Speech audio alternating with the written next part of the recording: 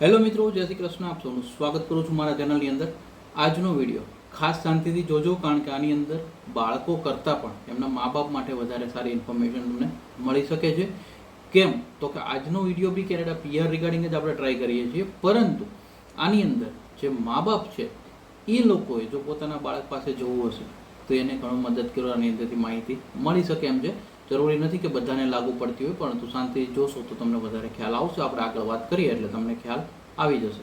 એ પહેલાં તમારા કોઈ સવાલ હોય તો કોમેન્ટ કરતા રહેજો, આપણે સાથે મળી સોલ્વ કરવાની કોશિશ કરતા રહીશું. અને હા, ખાસ કહું, કોમેન્ટની અંદર સવાલો યા તો કામની કોમેન્ટો કરવી વધારે સારું, કોઈ પ્રકારની ટિપ્પણીઓ કરવી નહીં. કારણ કે આની પહેલાં જે વિડીયો બી આપણે રેઝ કર્યો એમાં કહેવાનો મતલબ એટલો જ હતો, ખાલી લોકોને સમજાવવાનો મતલબ હતો કે જ્યારે બી દેશની બહાર અમુક એવી તાકાતો બેઠી હોય ને કે જે દેશને ખોખરો કરવા માગતી હોય, એનો એની પાસે રિસર્ચ હોય કે કઈ જનરેશનને સૌથી વધારે ડાયવર્ટ કરી શકાય. અને આવા પોઈન્ટ પકડીને જેનજીને આવા બધા શબ્દો પકડી અને જો વિદ્યાર્થી અથવા આપણા બાળકોને ડાયવર્ટ કરતા હોય ને, તો એની સામે બાળકોને એટલું શીખવાડવાની જરૂર છે કે તમે લોકો ખાલી એક જનરેશન છો. જેમ મિલેનિયસ જનરેશન છે, એક્સ જનરેશન છે, આલ્ફા છે, એવી રીતના એક જનરેશન છે. જનરેશનના નામે ક્યારેય ભાગલા ના પડાય, સાયકોલોજીકલ માઇન્ડમાં ના નાખે કે ભાઈ હું તો જેનજી છું એટલે હું આ જ કરું, મને આટલું બધું આવડી ગયું. આવું કરવાથી કેવું થાય કે તમારો જ તે ગ્રોથ અટકે, અથવા તો જે જેનજી બાળકો છે એ પોતાના બાળકોનો જ ગ્રોથ અટકે. કહેવાનો ઇન્ટેન્શન એટલો જ હતો કે કદાચ સોશિયલ મીડિયા પર તમારું બાળક બીજો જેનજી છે અને એવું જોવે છે કે હું જો જેનજી કહેવાનું બીજા કરતાં ડિફરન્ટ કહેવો, તો આવી સાયકોલોજી ના રાખવા માટે એક સમજાવવાનો એક પ્રયત્ન હતો કે જેની અંદર બાળકને એ ખબર હોવી જોઈએ કે એ પોતે, હા ઠીક છે, દરેક જનરેશન અલગ હોય, એની અંદર કોઈ કેટેગરીઝ ના હોય, પરંતુ અમુક દેશની બહારની એવી તાકાતો હોય ને કે જે દેશને ખોખલો કરવા માંગતી હોય, તે એ લોકો શું કરે કે માઇન્ડ ડાયવર્ટ કરવા માટે આવા બધા ટ્રેન્ડ સેટ કરે. બાકી તો દેશમાં તો જનરેશન તો બીજી ઘણી બધી છે. કેમ જેનજી જ કરવામાં આવે તો ક્યારેય જનરેશન પ્રમાણે માઇન્ડ સાયકોલોજીકલ ડિવાઈડ નહીં થાય ને, તો ક્યાંય બી એનું નુકસાન નહીં થાય. આ સમજાવવાનો ઉદ્દેશ હતો. ઠીક છે, લોકોને જે સમજે એ પ્રમાણે એ પોતપોતાની રીતે કોમેન્ટ કરતા હોય છે, એના ઉપર આપણે આગળ નથી જતા. આપણે આપણા મેઇન ટોપિક પર જઈએ છીએ. મેઇન ઉદ્દેશ્ય એટલો છે કે બાળકોને જેટલી સમજ હશે એટલો જ તે પોતાના માટે સારા નિર્ણયો લઈ શકશે. તો કે મેઇન ટોપિક, કેનેડાની અંદર જે બ્રિટિશ કોલંબિયા પ્રોવિન્સ છે, આમની અંદર બિઝનેસ ક્લાસવાળા માટે સારા સિલેક્શનો થઈ રહ્યા છે. ઇન્વેસ્ટર વિઝાની જો વાત કરીએ તો 10 અને 14 એટલે કે બેઝ કેટેગરીની અંદર 117 અને 118ના સ્કોર ઉપર સિલેક્શનો થયા. અને એનથી પહેલાં જો જોઈએ તો રિજનલ કેટેગરીમાં 5થી ઓછા આઈટી ઇસ્યુ થયા, પરંતુ 113ના કટ ઓફ સ્કોર પર થયા. હવે આ જ રીતે જો આપણે પાસ્ટ રિપોર્ટ જોઈએ તો જાન્યુઆરીમાં એપ્રોક્સિમેટલી 7થી 12 જેવા હતા. ફેબ્રુઆરીમાં જોવા જાવ તો 15 જેવા ઇન્વિટેશનો હતા. એપ્રિલ મે ને વાતો કરીએ તો એની અંદર બી 5-10 હતા. અને જૂનમાં આપણે જોઈએ તો કમસે કમ 15-20 લોકો હતા.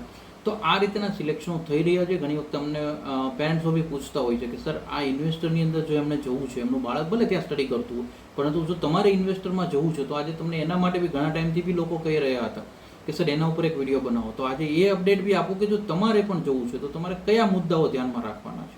એક મિનિમમ ક્રાઇટેરિયા આપણે જોઈએ. તમારે જો નોટ ડાઉન કરવું હોય તો તમે નોટ ડાઉન કરી શકો છો. 2 પ્રકારના બિઝનેસ ટાઈપ છે, બેઝ કેટેગરી અને રિજનલ સ્ટ્રીમ. બેઝ કેટેગરીની અંદર નવો બિઝનેસ અથવા તો કોઈ એક્ઝિસ્ટિંગ બિઝનેસને તમે ટેક ઓવર કરી શકો છો. સેમ અગર તમે જો રિજનલમાં જવા માગતો હોય તો અમુક જે મેટ્રોઝ હોય ત્યાંના તમે એ કરી શકો. બાકી તમે ન્યૂ બિઝનેસ લોન્ચ કરો તો વધારે સારું કહી શકાય. બિઝનેસ એક્સપિરિયન્સ કેટલો જોઈએ? 3 યર્સનો બિઝનેસ એક્સપિરિયન્સ બેઝ સ્ટ્રીમની અંદર જોઈએ છે. 3 યર્સનો એક્સપિરિયન્સ જે છે એ રિજનલ સ્ટ્રીમની અંદર જોઈએ છે. પોસ્ટ સેકન્ડરી ક્રેડેન્શિયલ એજ્યુકેશન હોવું જોઈએ. બંનેની અંદર સેમ છે. લેંગ્વેજ એબિલિટી બંનેમાં એટલીસ્ટ CLB લેવલ 4 તમારે આપવું પડે છે બ્રિટિશ કોલંબિયાની ડિમાન્ડ પ્રમાણે જોઈએ તો. પર્સનલ નેટવર્થ ઓછામાં ઓછી કેટલી હોવી જોઈએ? તો જો રિજનલ સ્ટ્રીમ છે તો 3 લાખ કેનેડિયન ડોલર હોવા જોઈએ. અને જો તમારી બેઝ સ્ટ્રીમ છે તો 6 લાખ કેનેડિયન ડોલરની તમારી પાસે તમારા ભારત, તમારી હોમ કન્ટ્રીની અંદર નેટવર્થ હોવી જોઈએ. મિનિમમ ઇન્વેસ્ટમેન્ટ આપણે અગર જો જોઈએ તો $2 લાખ કરવા પડે બેઝ સ્ટ્રીમની અંદર, અને $1 લાખ ઇન્વેસ્ટમેન્ટ ઓછામાં ઓછું કરવું પડે તમારે રિજનલ સ્ટ્રીમની અંદર. ઓનરશિપ, તો કે મિનિમમ ઓનરશિપ કેટલી જોઈએ? જો બેઝ સ્ટ્રીમ છે તો 31.33% ઓનરશિપ તમારી હોવી જોઈએ, જેમાં પણ તમે ઇન્વેસ્ટ કરતા હોય યા ટેક ઓવર બિઝનેસ કરતા હોય એની અંદર. અને 51% જોઈએ જો તમે રિજનલ એરિયાની અંદર ઇન્વેસ્ટ કરવા જઈ રહ્યા હો તો.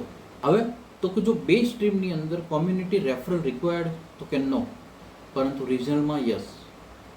એક્સપ્લોરેટરી વિઝિટ રિક્વાયર્ડ, તો કે બે સ્ટ્રીમની અંદર જરૂર નથી, પરંતુ રિજનલ સ્ટ્રીમ હશે તો યસ, તમારે 10 to 15 ડેઝની જે છે એક્સપ્લોરેટરી અહીંયા આગળ વિઝિટ કરી ત્યાં આગળ બિઝનેસ જોવાના આ બધું તમારે જવું પડે અને એ જોઈને તમારે રિટર્ન આવવાનું.